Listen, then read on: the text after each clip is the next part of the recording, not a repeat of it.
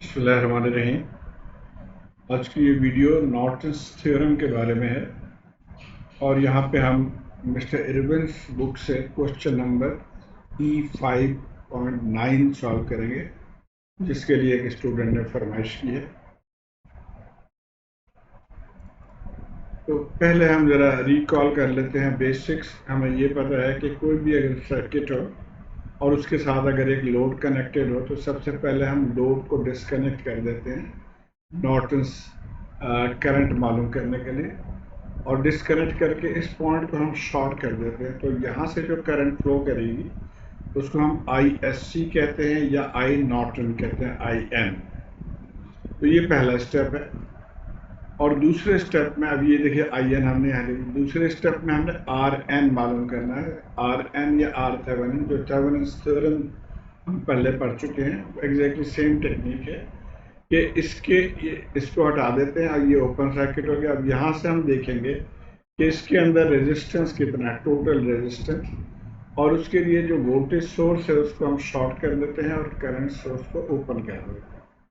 तो इस तरह से ये हमारा नॉर्टन सर्किट बन गया, नॉर्टन इक्विवेलेंट सर्किट। उसके बाद इस लोड को हम कनेक्ट कर देंगे और इसके लोड के अंदर जो करंट या वोल्टेज जो भी मालूम करना है, फिर हम उसको क्वेश्चन को उस तरह से सॉल्व करेंगे। तो आइए अब हम क्वेश्चन को देखते हैं। ये क्वेश्चन गिवन है बुक में। ये सर्किट है और यहाँ पे हमें कह रहा है फाइंड I0 ये करंट है through the 6 kilo ohm using Norton's theorem, और इसका आंसर भी बुक में गिवन है। तो अब इसको कई तरीके से किया जा सकता है। सबसे पहले तो हम ये करेंगे कि इसकी जो रेजिस्टेंस है वो मालूम कर लेंगे, यानी RN या R थेवेनिन कितना है।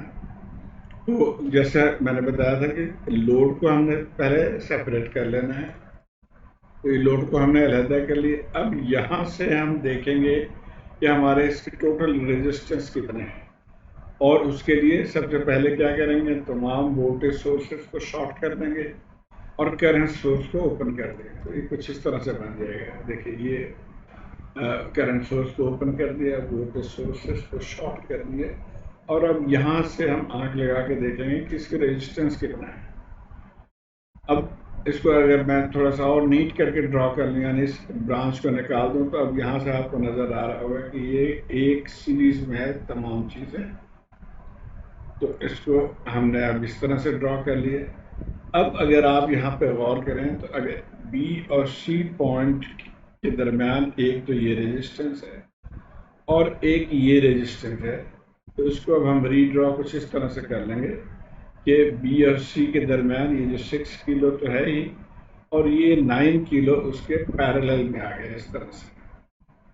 अब टोटल रेजिस्टेंस क्या होगा, ये दोनों parallel in series with 3 kilo, तो ये हमारा टोटल रेजिस्टेंस हो गया। तो हम इसको इस तरह से लिख लेंगे कि 3 + 6 पैरेलल 9, तो ये सॉल्व करके 6.6 किलो ओम हो गया हमारा RN। RN हमने निकाल लिया। अब ISC या IN निकालना, शॉर्ट सर्किट करंट। उसके लिए अगेन हमने सर्किट में से इस लोड को निकाल लिया और इसको हम शॉर्ट कर देंगे। ये हमने इसको शॉर्ट कर दिया। अब जो करंट इसमें से फ्लो करेगी ये हमारे रिक्वायर्ड करंट है ISC। अब इसको आप मेनली दो टेक्निक से इसको हम सॉल्व कर सकते हैं। एक मैश मेथड है और एक नोडल मेथड है। मैश मेथड में आपको पता है ये तीनों करंट्स हम मालूम करते हैं, नोडल में हम वोल्टेजेस मालूम करते हैं, नोड वोल्टेज, और उसके ज़रिए सॉल्व करेंगे। तो मैं यहाँ पे ये दोनों ही टेक्निक एक्सप्लेन करूँगा ताकि आपको जो पसंद आए आप उसको फॉलो करें। अच्छा, एक चीज़ और कि ये जो मैश टेक्निक है हमारा, इसमें भी दो तरह से आप इसको सॉल्व कर सकते हैं। एक तो आप देखिए, हमने ये पढ़ा है कि अगर दो मैश के दरमियान कोई करंट सोर्स हो तो हम सुपर मैश टेक्निक यूज़ करते हैं, यानी उसको निकाल देते हैं और इस पूरे लूप को सॉल्व करेंगे, फिर इसको सॉल्व करेंगे और फिर यहाँ पे नोड करंट लेंगे। लेकिन एक और टेक्निक जो है वो भी इस्तेमाल किया गया है और मुझे वो लगा कि वो ज़्यादा सिंपल है, क्योंकि अक्सर स्टूडेंट जो है वो सुपर मैश से घबराते हैं। अच्छा, वो टेक्निक क्या है कि यहाँ पे आप देखिए, अब ये करंट सोर्स है, तो हम नोडल मैश इक्वेशन लिखते वक्त उन मैशेस को अवॉइड करेंगे जिसमें ये करंट सोर्स आता है, यानी इस मैश की इक्वेशन हम नहीं लिखेंगे, न ही इसकी इक्वेशन लिखेंगे। तो उसके लिए क्या टेक्निक है हम अभी इसको देख लेते हैं। तो आइए सबसे पहले मैं नॉर्मल मैश मेथड मैं कह रहा हूँ, इसका नाम मुझे नहीं पता कि क्या कहते हैं, मैंने इसका नाम नॉर्मल मैश मेथड दिया। तो आइए पहले इसको देख लेते हैं। तो नॉर्मल मैश मेथड जो कि इन साहब की एक वीडियो है, बहुत अच्छी वीडियो है, तो उससे मैंने हेल्प किया। अब इसमें क्या कर रहे हैं वो कि सबसे पहले since there are 3 currents I1, I2 and I3, we need 3 equations to find their values. तो ये आपको पता है कि जितने अननोन्स होते हैं उतने इक्वेशंस चाहिए।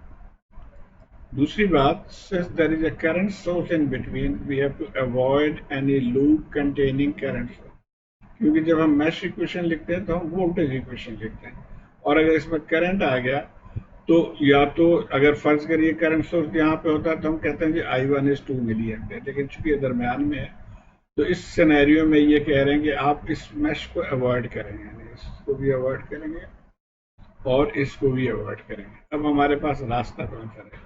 हम एक इक्वेशन यहाँ से लेंगे, ये वाला आउटर, ये देखते हैं आउटर लूप पे हम केवीएल इक्वेशन अब यहाँ से चल रहे हैं -10 और 2i। अब के हम नहीं लिख रहे हैं क्योंकि हमें ये सिंप्लीफाई करने के सिर्फ हमें पता होना चाहिए कि ये तमाम रेजिस्टेंसेस के में है और इसकी वजह से जो करंट आप निकालेंगे वो मिली एम्पियर में होगा।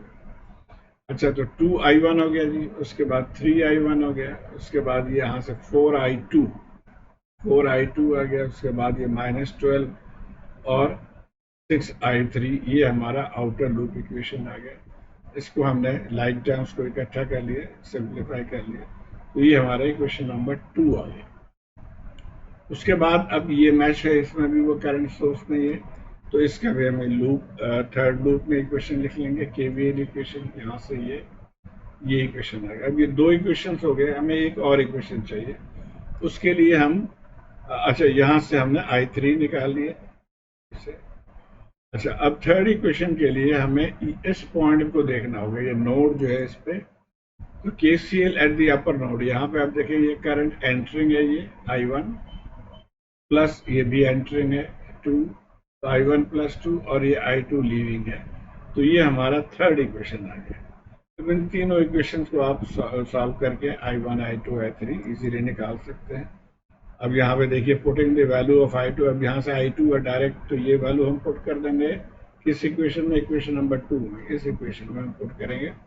I2 की वैल्यू हमने पुट कर दी है, I3 की वैल्यू जो यहाँ से लिया वो पुट कर दिया, और फिर ये सिंपल आप इसको सिंप्लीफाई करके आंसर निकाल लेंगे। तो ये सारे स्टेप्स मैंने दिए हुए हैं, आप वीडियो को पॉज करके एक एक देखते जाइए। तो यहाँ से हमें I1 निकल आया, अब I1 आ गया तो अब I2 इजीली हमें ये फॉर्मूला है, I2 भी निकल आया, और इसी तरह I3 भी हमने निकाल लिया। तीनों current in terms of value आ गए। तो हमें ISC को अगर गौर से देखें तो ये I3 माइनस I2 है, तो ISC is I3 minus I2, तो ये आ गया -1.634 मिलियन। अब हमें शॉर्ट सर्किट करंट भी मिल गया, हमें रेजिस्टेंस भी पता है, तो अब हमारा जो नॉर्टन इक्विवेलेंट सर्किट वो कुछ इस तरह से हो जाएगा। ये करंट हमने यहाँ पे लिख लिया और ये RN की वैल्यू जो है। अब हमने क्या करना है, जो लोड हमने सेपरेट किया था, इस जगह से लोड जो निकाला था उसको कनेक्ट कर दें, और वो लोड ये था 6 किलो ओम लोड, और इसी के क्रॉस करंट मालूम करना है। तो अब यहाँ से आप देखिए बाई करंट डिवीजन रूल हम इस करंट को मालूम कर सकते हैं। Total current divided by total resistance multiplied by opposite arm, ये फॉर्मूला है। तो ये हमने कर लिया, ऑपोजिट आर्म से मल्टीप्लाई कर दिया, तो ये हमारा आंसर आ गया और यही रिक्वायर्ड आंसर है। तो अगर आप को ये समझ में आ गई बात, तो इससे आगे अगर आप ना पढ़ना चाहें तो आप अप टू यू, लेकिन बेहतर है कि टेक्निक्स आपके जहन में रहे ताकि आप इजीली जब दिल चाहे उसको आप अप्लाई कर सकते हैं। तो सेकंड टेक्निक जो है वो सुपर मैश वाला टेक्निक है, और सुपर मैश में जैसे मैंने शुरू में बताया था कि इसको निकाल देते हैं हम, ये देखते हैं, इसको हमने अलहदा कर दिया, और अब एक हमारा ये मैश हो जाएगा, ये इक्वेशन लिखेंगे, दूसरा हम यहाँ से लेंगे, और तीसरा वही जो नोड जहाँ पे हमने निकाला था, जैसे पिछले सवाल में किया था, इस पॉइंट पे इक्वेशन जो है उसको लिख लेंगे। तो सेम टेक्निक अब यहाँ से जा रहे हैं हम, यहाँ से अब ये हमारा सर्किट है, तो ये हमने केवीएल इक्वेशन यहाँ से लिख लिया और इसको यहाँ से इक्वेशन नंबर 1 आ गया हमारा, और इसको सिंप्लीफाई कर लिया हमने। अच्छा नहीं, एट द नोड, ये जो यहाँ पे जो बात कर रहे हैं सेकेंड इक्वेशन के लिए कि I1 और I2 एंटरिंग है, I1 और 2 मिली एम्पियर एंटरिंग है और I2 लीविंग है, तो KCL की मदद से हमारा सेकेंड इक्वेशन आ गया। और थर्ड इक्वेशन ये जो लूप है इसका लिख लिया हमने, और जैसे हमने पिछले स्लाइड में किया था, यहाँ से हम I3 की वैल्यू हमने निकाल ली है। अब I2 की वैल्यू ये है, I3 की वैल्यू है, तो वो हम इस इक्वेशन में पुट कर देंगे। तो ये तीन इक्वेशन हमारे पास आ गए, इन दोनों वैल्यूज को हम इसमें पुट कर देंगे और इसको फिर हम सिंप्लीफाई कर लेंगे, तो I1 आ गया। अब I1 आ गया तो जैसे हमने पिछले उसमें किया था एग्जैक्टली वही टेक्निक है, I2 भी हमने निकाल लिया यहाँ से, और I3 की जो वैल्यू है I3 उसमें वैल्यू पुट करके I1 के, तो ये निकला है।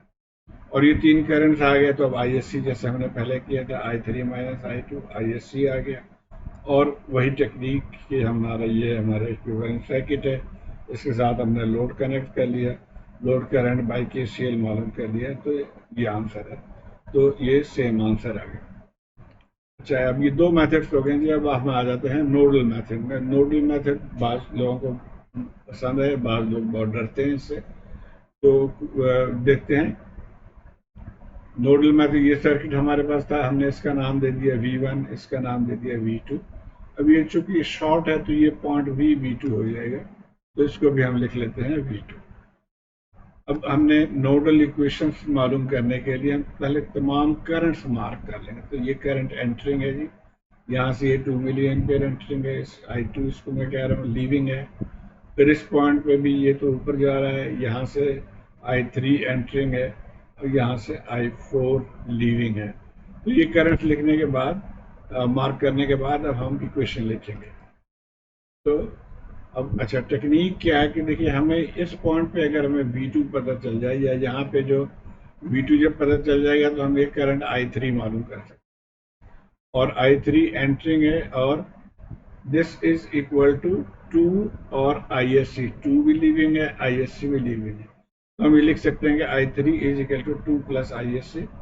तो अगर I3 पता चल जाए तो ISC निकाल लेंगे। तो हमारा मेन एम जो है वो I3 मालूम करना, और I3 मालूम करने के लिए हमें V2 मालूम करना होगा। तो आइए पहले हम V1 मालूम कर लेते हैं, फिर V2 मालूम करते हैं।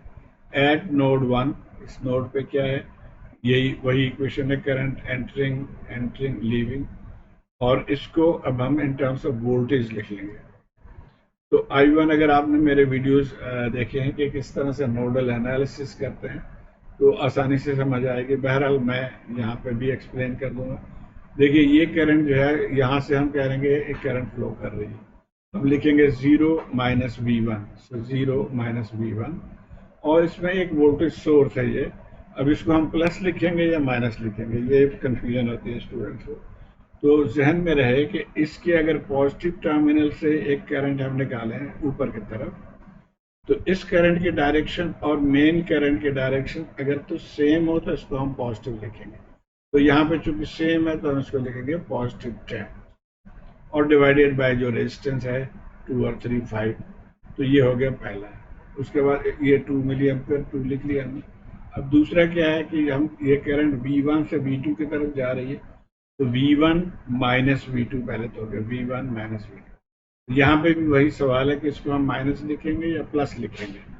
यहाँ पे भी अब इसके पॉजिटिव से करंट ड्रॉ करें आउटवर्ड्स, तो ये नीचे की तरफ करंट फ्लो कर रही है, और इस करंट की डायरेक्शन और इस करंट की डायरेक्शन सेम है, इसलिए हम इसको पॉजिटिव लिखेंगे। तो ये हो गया जी। अब इसको डिवाइड कर देंगे हम रेजिस्टेंस से, और इसको हम सिंप्लीफाई करके ये हमारा इक्वेशन नंबर 1 आ गया। अब आ जाते हैं हम नोड 2 पे। अब देखिए, ये भी नोड 2 है, ये भी नोड 2 है, सेम है, ये दोनों एक ही पॉइंट है। यहाँ पे 4 करंट्स हैं, ये देखिए करंट एंटरिंग है, ये लीविंग है, ये एंटरिंग है और ये लीविंग है। तो नोड 2 पे हम लिख सकते हैं कि I3 plus I2, I3 is entering I2 is entering is equal to 2 leaving है और I4 लीविंग है। अब इनको भी हम इन टर्म्स ऑफ वोल्टेज लिख लेंगे तमाम को। I3 यहाँ से 0 से लेके -V2, और ये इसका भी हम ये पॉजिटिव हो जाएगा क्योंकि इसके डायरेक्शन भी ऊपर की तरफ, तो +8 डिवाइडेड बाई 3। सिमिलरली I2 हमने ये पहले भी लिख लिया था, जो यहाँ पे ये सेम थिंग है ये, और I4 यहाँ से लेके V2 -0 डिवाइडेड बाई 6, ये 2 एम्पियर है।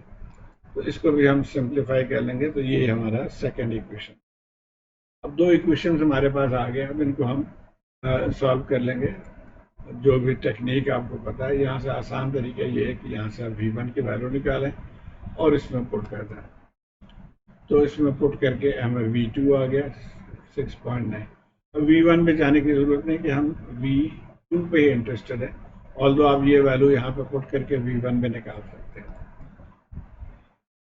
ओके, अब ये जो हमने पढ़ा था कि जी I3 बराबर है 2 + ISC, इसको यूज़ करेंगे। अब यहाँ पे I3 जो है इसका फॉर्मूला क्या है, जो हमने यहाँ पे I3 का लिखा था कि 0 -V2 डिवाइडेड बाई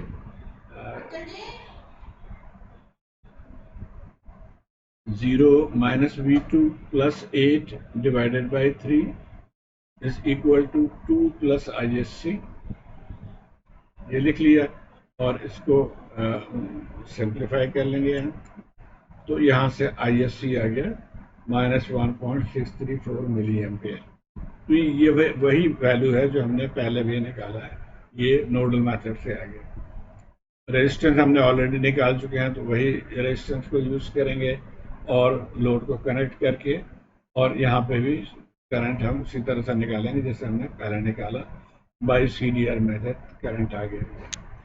तो ये हमारा तीसरा मेथड है, इससे आंसर आ गया। तो उम्मीद है आप इसको फॉलो कर पाए होंगे। मुझे ज़रूर बताइए कौन सा टेक्निक आपको बेहतर लगा। बहुत शुक्रिया।